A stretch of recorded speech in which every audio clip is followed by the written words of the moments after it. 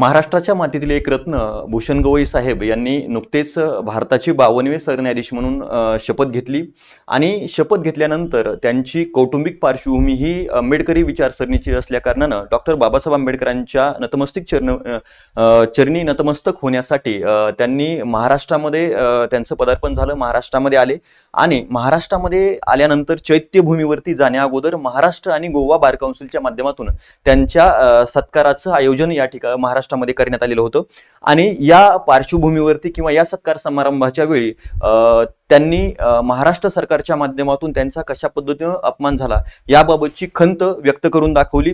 आता खंत व्यक्त करत असताना त्यांनी स्पष्टपणे सांगितलं की हा माझा वैयक्तिक अपमान या ठिकाणी नाहीये किंवा तो एवढी मोठी गोष्ट नाहीये, पण सरन्यायाधीश पदावरती विराजमान झाल्यानंतर ती व्यक्ती महाराष्ट्रामध्ये प्रथमता येते आणि महाराष्ट्र सरकारच्या वतीनं त्याची कुठल्याही प्रकारची दखल घेतली जात नाही किंवा त्यांचा योग्य तो सन्मान राखला जात नाही, त्याबाबतची त्यांचे शब्द या ठिकाणी आपल्याला पाहायला मिळतील, ऐकायला मिळतील। निश्चितपणे आपण बघूया की त्यांनी याबाबत बोलताना कोणते शब्द किंवा कशा प्रकारचं स्टेटमेंट दिलेलं आहे भूषण गवई साहेबांनी।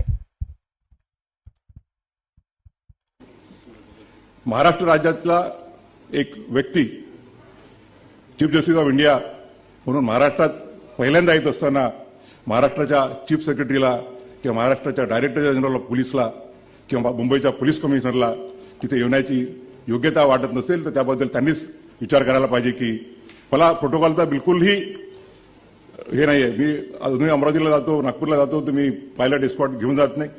सुप्रीम कोर्टात येईपर्यंत अमरावतीला न्यायालयात असताना मी मोटरसायकलवरून फिरायचो मित्रांच्या, परंतु it's a question of respect by the other organs of the institution to the judiciary. एका राज्यघटनेच्या एका संस्थेचा प्रमुख ज्या वेळा पहिल्यांदा या राज्यामध्ये येत असेल आणि तोही त्या राज्याचा, तर जी वागणूक त्यांनी दिली ती योग्य आहे की नाही हा त्यांनीच त्यांचा विचार करावा।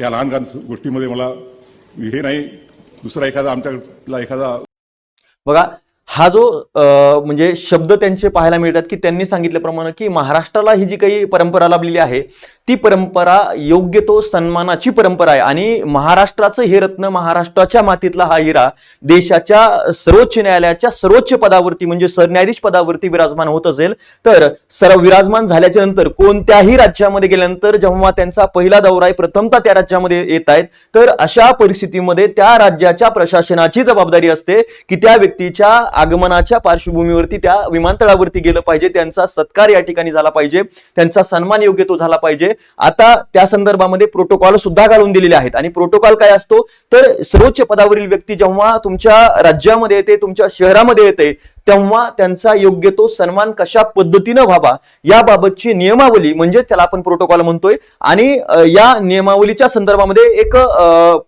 पदतालिका प्रसिद्ध करण्यात आलेली आहे भारत सरकारच्या माध्यमातून की कोणाचा सन्मान सर्वोच्च या ठिकाणी तुमच्या उपस्थितीमध्ये म्हणजे तुम्ही जेव्हा तिथे उपस्थित आहात तर कोणाचा सन्मान सर्वोच्च असला पाहिजे, त्याच्यानंतर ही क्रमवारी एक प्रसिद्ध करण्यात आलेली आहे। आता ती क्रमवारी नेमकी काय आहे तर 26 जानेवारी 1979 रोजी ही क्रमवारी, त्याला आपण काय म्हणतो अग्रक्रम तालिका ही प्रसिद्ध केली गेलेली आहे। त्याच्यामध्ये 2016 मध्ये दुरुस्ती करण्यात आली आणि ती योग्य त्या दुरुस्त्या करून ती क्रमवारी प्रसिद्ध करण्यात आलेली आहे। अग्रक्रम तालिका या ठिकाणी त्याला म्हटलं जातंय। त्याच्यामध्ये जर बघितलं सर्वोच्च पदावरती असणारे व्यक्तिमत्व आहे भारतातलं ते म्हणजे राष्ट्रपती।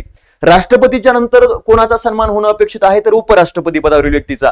त्याच्यानंतर पंतप्रधान आहेत, राज्यपाल आहेत, संबंधित राज्यामध्ये राज्यपाल हे सर्वोच्च पद जरी असलं तरी देशाच्या एकंदरीत या पदक तालिकेमध्ये किंवा पदतालिकेमध्ये इथं राज्यपालांचा क्रमांक हा 4था आहे। राज्यपालांच्या नंतर माजी राष्ट्रपती येतात।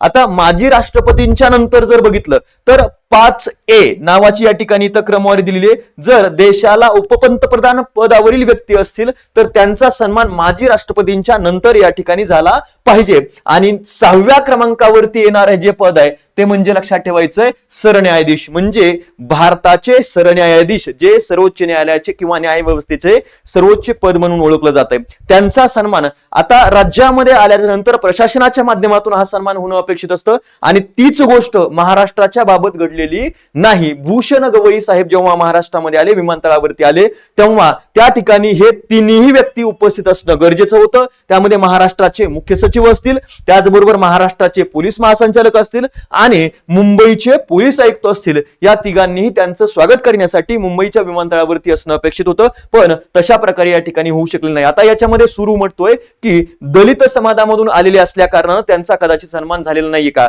तर निश्चितपणे ही महाराष्ट्र सरकारची चूक आहे. देशाच्या सर्वोच्च पदावरती राज्याचा व्यक्तिमत्व जर बसत असेल तर अशा परिस्थितीमध्ये त्यांचा योग्य तो सन्मान झाला पाहिजे. आपल्या या राज्याची परंपरा या जातपातीला या ठिकाणी कुठेही थारा न देता योग्य पदावरील व्यक्तीचा सन्मान इथं झालाच पाहिजे, आणि ती चूक ही महाराष्ट्र सरकारची झालेली आहे. आणि ती चूक नेमकी कोणत्या भावनेतून झालेली आहे त्याचं स्पष्टीकरण महाराष्ट्र सरकार देईलच. त्याच्यानंतर आपल्याला माहिती आहे की पुढे सारबासाराव झाली, मग व्यक्ती या ठिकाणी चैत्यभूमीवरती जेव्हा ते गेले सगळी पळापळ या ठिकाणी झालेली पाहायला मिळते.